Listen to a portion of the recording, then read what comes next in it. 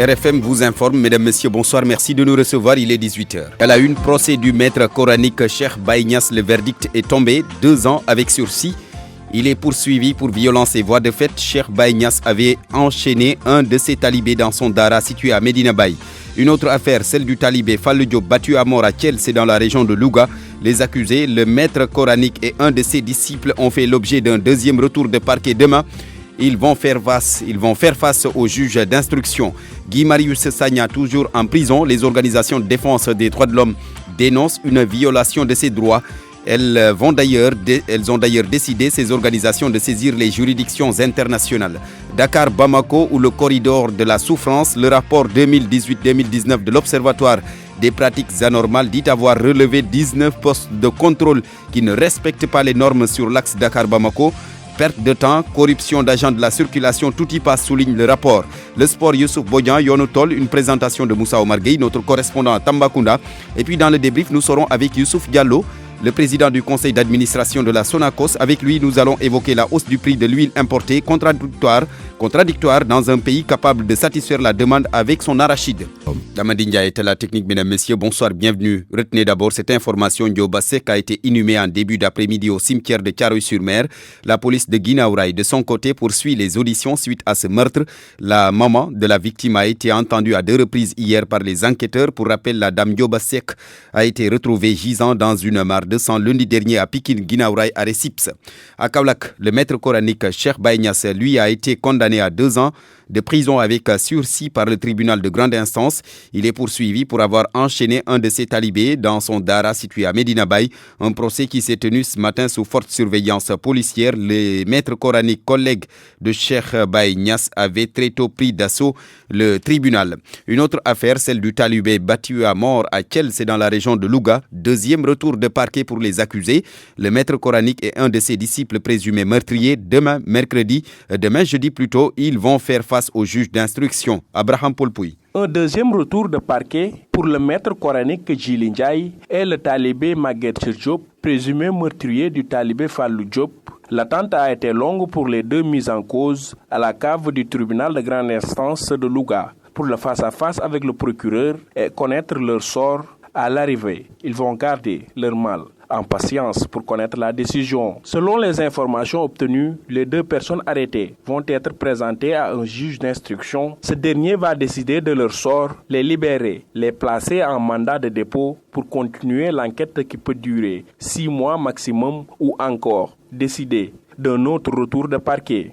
Pour rappel, Djily Ndiaye, le responsable du Dara, Ahmadou Mbaké de Raoudou et Maguette Diop Talibé, et qui dispensaient aussi des cours, sont poursuivis pour meurtre, mise en danger à la vie d'autrui et non-assistance à une personne en danger. Abraham Polpouy, Louga, RFM. Abraham Polpouy, je rappelle donc que dans cette affaire, les accusés vont faire face au juge d'instruction demain jeudi. Les organisations de défense des droits de l'homme qui s'insurgent contre les violations des droits de Guy Marius Sagna, toujours en prison, elles ont décidé de saisir les juridictions de la CEDEAO et d'autres instances internationales. Ces organisations de défense des droits de l'homme étaient en conférence de presse ce matin. Compte rendu, Papa Balagui. La situation carcérale de Guy Marius Sagna inquiète au plus haut sommet les organisations pour la défense des droits de l'homme. Ces droits fondamentaux bafoués selon elle, Seydi Gassama d'Amnesty Section Sénégal dénonce et entend saisir les juridictions internationales. Aujourd'hui, il faut s'engager dans un autre combat, qui est un combat évidemment qui doit être mené sur le terrain du plaidoyer au niveau national et au niveau international. Il va continuer la semaine prochaine avec les rencontres avec les missions diplomatiques. Mais comme je l'ai dit, on n'exclut pas, si la forfaiture continue, à saisir la Cour de justice de la CEDEAO.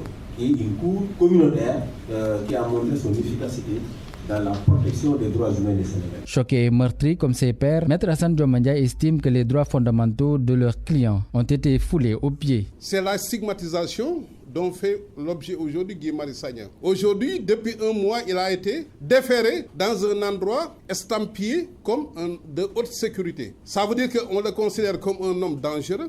On viole sa présomption d'innocence, on viole sa dignité on restreint son droit à la visite et on a fait négation de tous ses droits. Et ça, c'est inadmissible. Donc aujourd'hui, qu'on ne nous dise pas que nous nous sommes levés pour défendre Guy Marius Sagna. Un combat engagé, article 19, la RADDHO, Amnesty International, section Sénégal et la Ligue sénégalaise des droits humains ensemble comptent poursuivre le combat pour une justice indépendante, mais surtout faire en sorte que d'autres Sénégalais ne subissent pas le même sort que Guy Marius Sagna. Papa Balla Gueye, 479 personnes interpellées entre Dakar, Touba et Kaolack mardi soir hier donc. C'était au cours d'une opération de sécurisation combinée police, gendarmerie. Les personnes arrêtées sont poursuivies pour ivresse publique, conduite sans permis, détention de chanvre indien. Entre autres, près de 2 kg de chanvre indien justement ont été saisis ainsi que 132 véhicules mis en fourrière selon le communiqué de la police. Le service départemental d'hygiène de Pikine qui a rendu public son bilan pour l'exercice 2019, près de 3 tonnes de produits impropres à la consommation, 265 bidons d'huile de 20 litres chacun, des produits estimés à près de 6 millions de francs CFA. Les produits en question vont être incinérés dans la semaine. Le lieutenant Bou Diallo, le chef du service départemental d'hygiène de Pikine et ses hommes ont effectué une descente ce matin dans quelques quartiers de Pikine et justement c'était pour sensibiliser les populations. On l'écoute, Bou Diallo avec Ndongoka. Le code réprime les eaux usées sur la voie publique. C'est l'article L17 qui dit qu'on n'a pas le droit de verser des eaux usées sur la voie publique. Les amendes vont de 200 000 à 2 millions plus, 2 ans de prison ferme. Mais bon, on les comprend parce que c'est pratiquement, comme vous l'avez dit tantôt, l'assainissement devait être le premier jalon au niveau de ces quartiers. Le service d'hygiène accompagne les populations en matière d'hygiène et de salubrité. Si nous constatons des infractions, nous devons choisir les sites à nettoyer, impliquer les populations et pour chercher une solution. Nous devons faire un travail d'approche, aller vers les populations, parler avec eux, essayer de savoir leurs problèmes, essayer de les résoudre ensemble avec eux. La quantité des produits qu'on a saisis l'année passée, nous avons saisi 2,5 tonnes de denrées alimentaires périmées, plus de l'huile, 265 bidons de 20 litres. Nous allons procéder à sa destruction dans cette semaine. La valeur c'est de 5 600 000 et quelques quoi. Bou Diallo, le chef du service départemental d'hygiène de Pikine, il est 18h07. RFM, la radio de toute l'actualité. Dakar, Bamako, un corridor à problème. L'Observatoire des pratiques anormales, dans son rapport 2018-2019, dit avoir relevé 19 postes de contrôle qui ne respectent pas les normes. Sur cet axe, l'Observatoire dénonce des pertes de temps et une corruption d'agents de la circulation. Selon toujours le rapport, seul le corridor Niamey-Cotonou respecte les normes édictées par l'UEMOA. Oumou Kalsoumli. Beaucoup de temps perdu sur le corridor Dakar-Bamako et des tracasseries policières, des problèmes auxquels sont confrontés les transporteurs routiers, selon le superviseur de l'Observatoire des pratiques anormales. Il y a lieu d'alerter. Mbaïchimer Ndiaye. Dakar, Bamako, on a 19 postes de contrôle. Abidjan, Bamako, on compte 37 postes de contrôle. Alors que la norme communautaire exige aux États 3 postes de contrôle. Pour sa part, il faut plus de sensibilisation pour mettre fin à ce fléau. On doit former les transporteurs, leur sensibiliser, mais également inviter les corps de contrôle sur le long de ces corridors à une mutualisation des contrôles. Donc instaurer des postes de contrôle juxtaposés, permettre aux transporteurs de gagner beaucoup plus de temps et réduire les faux frais. Entre autres recommandations que la représentante résidente de la commission de l'UEMOA entend soumettre aux autorités qui en feront bon usage, souligne Aïssa Kabo. Il faut que chacun puisse être informé sur ses droits, sur ses devoirs en tant que citoyen de la communauté. Et nous aurons bien sûr à partager ces informations avec les autorités de la sous-région pour que des mesures soient prises et vraiment favoriser la sensibilisation et l'information de tous les acteurs. Cette rencontre a permis aux acteurs de discuter et d'échanger sur la bonne gouvernance routière, de renforcer les actions pour faire face aux défis sécuritaires, mais surtout sensibiliser les membres sur les comportements civiques à adopter sur les routes et au respect des règlements. Oumou Kalsoumli, en plus bref, mouvement d'humeur à la RTS, la radio-télévision sénégalaise. Les agents de la boîte de Sédhiou se solidarisent. Ils se disent prêts à engager le combat aux côtés de leurs collègues de Dakar. Tous se battent pour le départ du DRH, le directeur des ressources humaines de la RTS. Université Hassan Sek de Ziguinchor, les étudiants observent depuis hier une grève illimitée. Ils réclament leur emploi du temps et le démarrage immédiat des cours.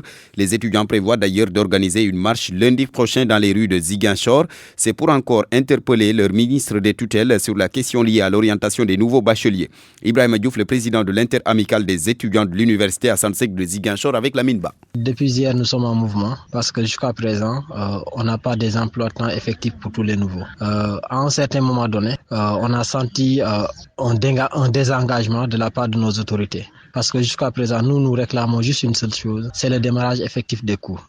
Pour tous les nouveaux en fait. Jusqu'à présent, c'était nouveau. La majorité des premières années n'ont pas encore commencé leur cours. D'ailleurs, ils n'ont même pas d'emploi du temps. Donc, on a jugé nécessaire, en tant qu'interamical, d'intervenir par rapport à cette situation. L'autre chose en est que jusqu'à présent, puisqu'on n'a pas des réponses exactes par rapport à l'état d'évolution de nos chantiers, ainsi que des chapiteaux qui ont été promis, nous, en interamical, nous avons déjà décidé d'organiser une marche le 3 février, Inch'Allah. D'ailleurs, nous avons eu la confirmation que nous avons reçue depuis hier de la préfecture. Donc, cette marche, elle est confirmée.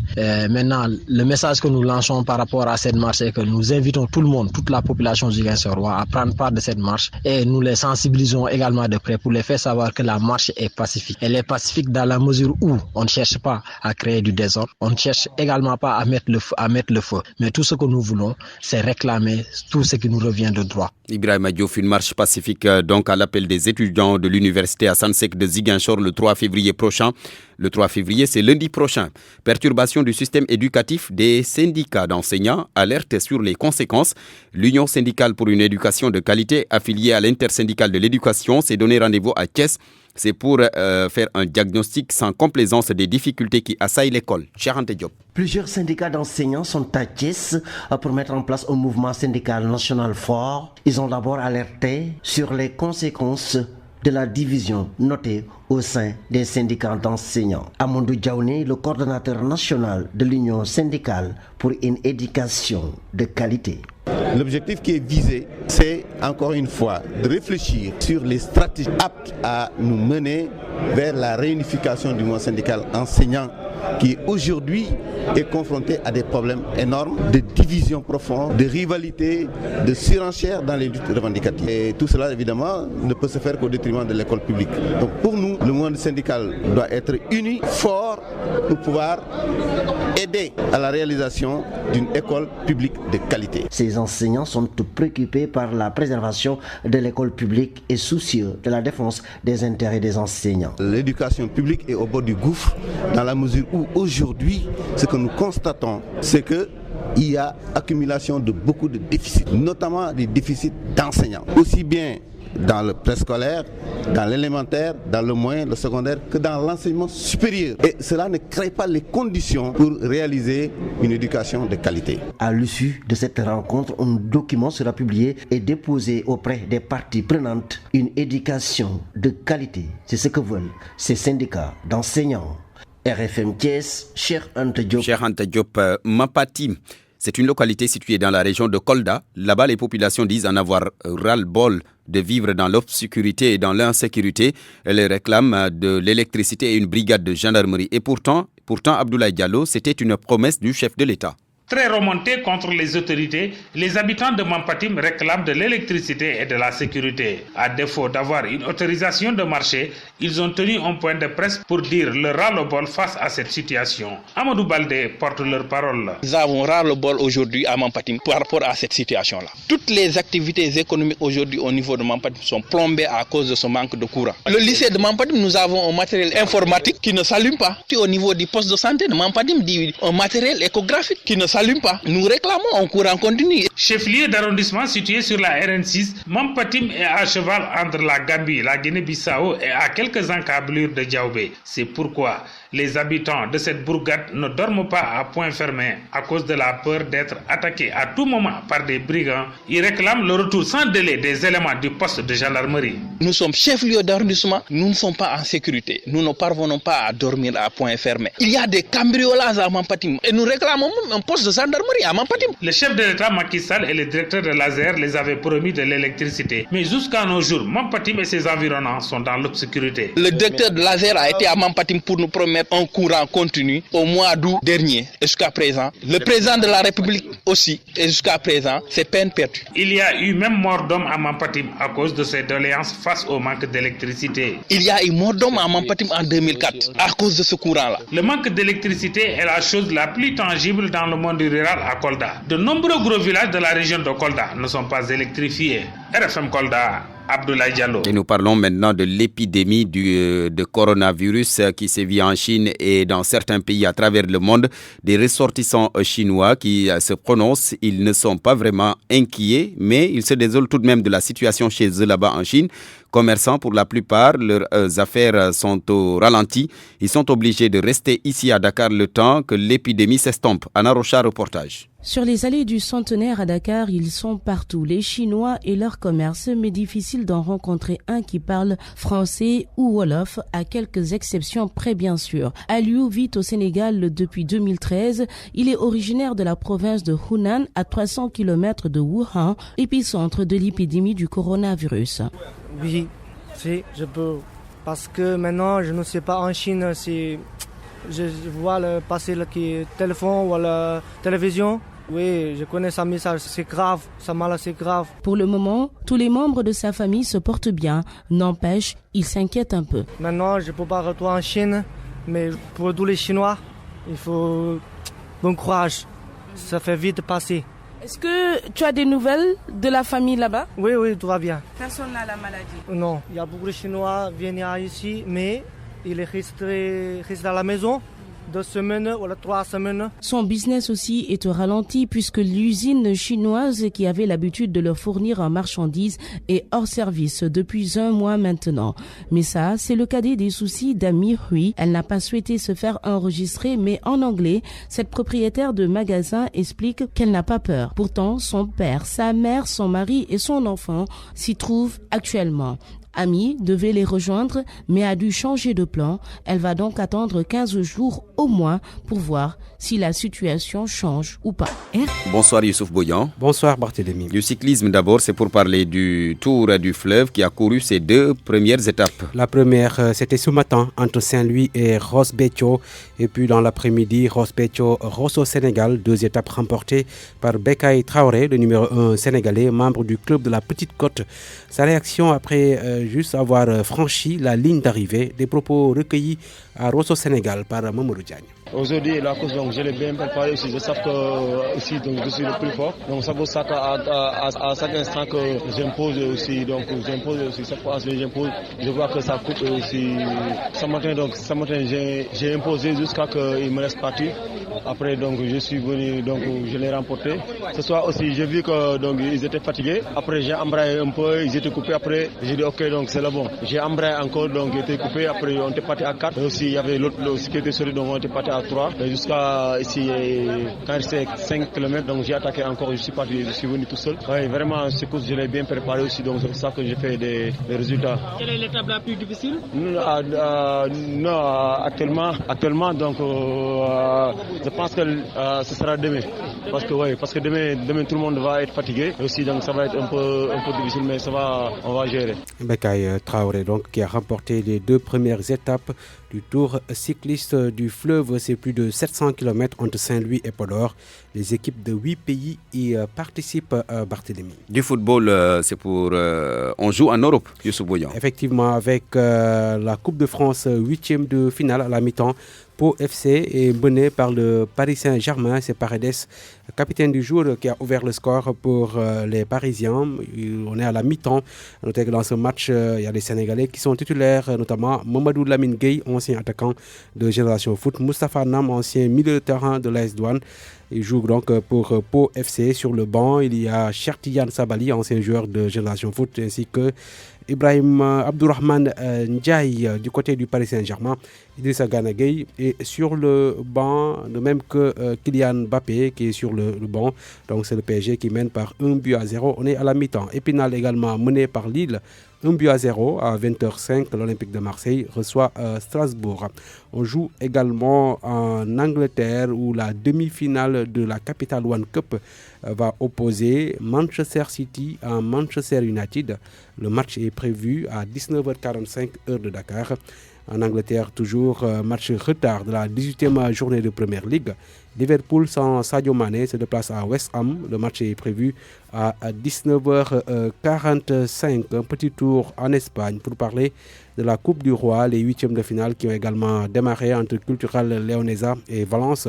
0 partout, on est à la 21e minute de jeu. Le Real Madrid joue à 20h face à la Real Saragossa. Donc pour ces huitièmes de finale de la Coupe du Roi d'Espagne, Barthélémy. Merci beaucoup Youssouf Boyan. 18h20, Yonutol réalisé, présenté ce mercredi par notre correspondant à Tambacounda, Moussa Oumargueï. Bienvenue à Tambacounda où la RFM émet sur les 93.2. C'est pour les besoins de votre rubrique Yonutol. Yonutol nous mène à Djinkore, situé à 5 km de la commune de Tambacounda sur la route de Kédougou. C'est pour une visite de terrain à la plaza des producteurs de bananes en vue de la mise en place d'un centre de gestion et d'économie rurale CGR par le projet Tiers Sud. Benoît Fèvre-Dupec est chargé de projet à l'Agence française de développement. Lorsqu'on a fait l'étude de faisabilité avec la Sodagri, on s'est rendu compte que l'appui en comptabilité et en gestion manquait, en particulier au niveau des producteurs agricoles. Donc on a pensé que c'était un élément clé. Et grâce au projet, il y aura des facilités financières pour accéder à ce conseil.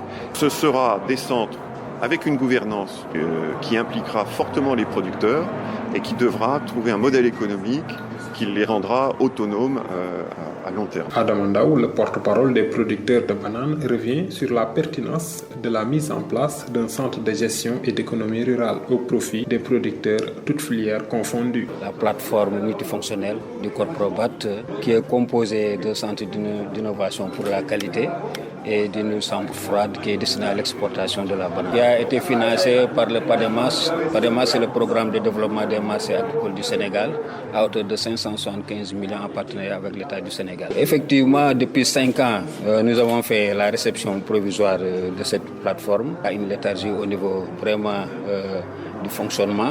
Comme le terrain appartient au Corprobat, nous nous sommes installés ici. Faire de ce centre un CGR, un centre de gestion d'économie rurale. Et ça ne veut pas dire que le CGR appartient uniquement à la filière banane, mais ça va avoir une fonction transversale qui va regrouper l'ensemble des filières dans les zones d'intervention du projet Tiers Sud. Le projet Tiers Sud Beidare s'active dans le renforcement de la sécurité alimentaire, la réalisation de pistes de désenclavement et le renforcement de la production agricole. Abdou Niacham est coordonnateur de l'unité de projet Tiers Sud Beidare. Il intervient dans 20 communes, dans 4 départements, le département de Tamba, Vélingara, Kédougou et Salémata, d'améliorer la sécurité alimentaire et la nutrition des populations qui sont contenues dans les 20 communes, infrastructures rurales, ou aussi en appuyant aussi la production à travers 4 filières, un partenaire. Bamtare est le partenaire du projet dans le cadre de la mise en œuvre de la filière maïs. 2 opérateurs seront recrutés, une pour la filière lait et l'autre pour la filière banane. La CLM et la SSNSA vont accompagner le projet dans tout ce qui est nutrition et appui à la sécurité alimentaire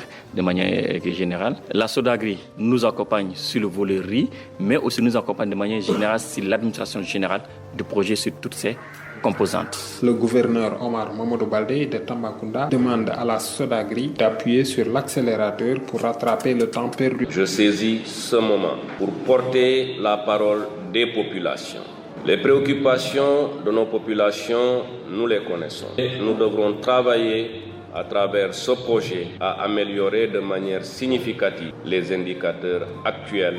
Nous avons connu, Monsieur le Président, des retards. À l'analyse, ils ne sont pas essentiellement imputables à l'unité de gestion du projet. Je tiens à lancer un appel à se retrousser les manches et à se mettre au travail.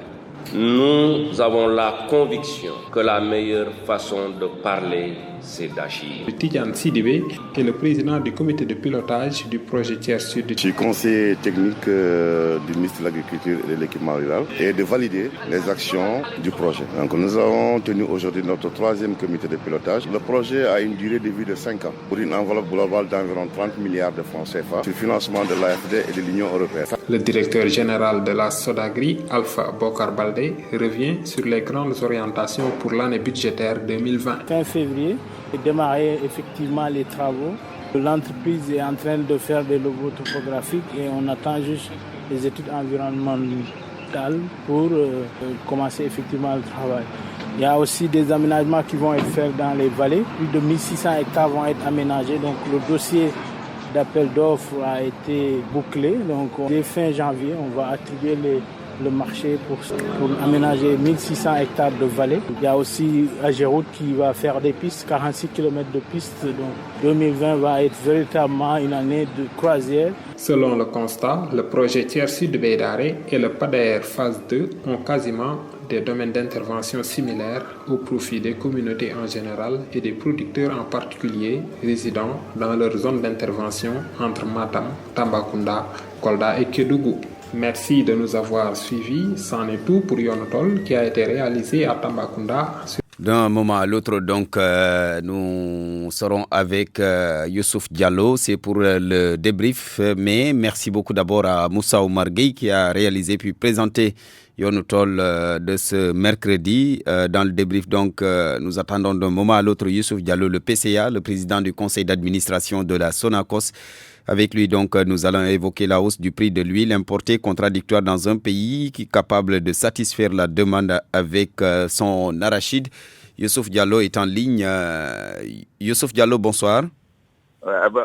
Bonsoir Barthélémy. Vous êtes le président du conseil d'administration de la Sonacos. Avec vous, nous évoquons justement cette hausse du prix de l'huile importée. Certains pensent que c'est contradictoire dans un pays dans un pays capable de satisfaire la demande avec son arachide, la matière première. Alors, vous, est-ce que vous pensez que c'est contradictoire l'image de certains que le Sénégal continue d'importer de l'huile au moment où il y a déjà une société capable de satisfaire la demande? Oui, absolument, c'est vraiment contradictoire. Mais comme on dit, c'est l'économie qui est contradictoire. D'autant plus que d'ailleurs, les prix que la Sonacos pratique n'ont pas bougé. Parce que par exemple, je vais vous donner quelques exemples. Nous vendons le bidon de 20 litres de la marque Arator à 18 500, ce qui signifie que le litre revient à 925 le litre. Le Ninal, les 12 litres, nous vendons ça à 13 433 francs. Ça veut dire que le litre revient à 1125 francs. Les 12 litres Niani reviennent à 14 150. Ça veut dire que nous vendons le litre à 1180. Et il y en a d'autres. Donc ça veut dire que la moyenne de nos prix ne dépasse pas, n'atteint pas les 1200 francs le litre. Et pourtant, alors, malgré tout, M. Diallo, certains pensent que l'huile de la Sonacos est trop chère, les prix sont trop élevés comparés à l'huile importée. Les prix qui sont aujourd'hui sur le marché, il faut vous rendre compte que ceux qui disaient que l'huile de la Sonacos est trop chère, on la preuve par A plus B aujourd'hui sur le marché. Les prix flambent actuellement. Donc, ça veut dire que, quelque part, la Sonacos joue un rôle de régulation parce que nous ne pouvons pas vendre à n'importe quel prix. Nous, quand nous avons nos coûts de production et la petite marge que nous avons, mais ça nous suffit largement. Et des fois, même s'il y a une instruction de l'État, nous pouvons aller à des niveaux de prix où on recouvre juste nos coûts de production. D'accord, mais est-ce que vous, de la Sonacos, vous avez mené une campagne de sensibilisation pour pousser les Sénégalais à consommer justement cette huile produite par la Sonacos? Non, nous n'avons pas besoin de mener ça. Les Sénégalais consomment l'huile Sonacos et c'est vendu comme de petits pains. Après, prêtez-moi l'expression. Mais maintenant, notre problème, c'est notre capacité de production à répondre à toute la demande. Donc vous confirmez, la Sonacos est incapable de satisfaire la demande. Non, je n'ai pas dit ça. J'ai dit aujourd'hui, les capacités de production de Sonacos ne permettent pas de répondre à la totalité de la demande. C'est lié à quoi? C'est lié à quoi? C'est lié au fait d'abord que l'outil de production de Sonacos ne permet pas aujourd'hui de produire plus de 40 000 tonnes d'huile brute par an. Et si aujourd'hui nous parvenons à renouveler notre équipement et à la mettre à niveau, nous pouvons répondre à la demande nationale. Ça veut dire que 200 000 tonnes d'huile raffinée, ça permet de satisfaire la demande. Mais pour cela, il faudrait que l'ensemble des huiliers puissent collecter au moins 600 000 tonnes d'arachide, ce qui n'est pas le cas actuellement. En tout cas, l'arachide est la matière première, on l'a vu. Maintenant, c'est de plus en plus importé par certains opérateurs privés. Mais là aussi, il faut dire que dans le modèle de Sonacos, non seulement nous vendons de l'huile d'arachide, mais aussi nous importons du soja et du palme que nous mettons sur le marché intérieur. Ça aussi, ça fait partie du modèle Sonacos, ce qui veut dire que si la production arachidière ou les quantités d'arachide achetées devant être transformées pour devenir de l'huile ne sont pas collectées, nous avons la capacité d'importer des quantités importantes d'huile de palme et de soja pour réguler le marché. Donc, ce qu'il y a lieu de faire aujourd'hui, si cette espèce d'inflation d'air qui n'est pas justifiée sur le marché continue, que l'État crée les conditions pour que Sonacos importe suffisamment d'huile de palme et d'huile de soja afin que les prix puissent être tirés vers la baisse. D'accord. Une dernière question. Certains pensent que l'arachide au Sénégal est infecté par l'aflatoxine, ce qui inévitablement peut parfois se répercuter sur l'huile que vous produisez. Qu'en est-il? Non, l'aflatoxine n'agit pas sur l'huile. L'aflatoxine, c'est surtout au niveau des tourteaux. Et la Sonacos, depuis la fin des années 70, avec le procédé de détoxification par l'ammoniac, maîtrise la neutralisation de l'aflatoxine. Donc, au niveau de Sonacos, c'est une question qui est réglée. D'accord. Merci beaucoup. Merci Youssou Diallo.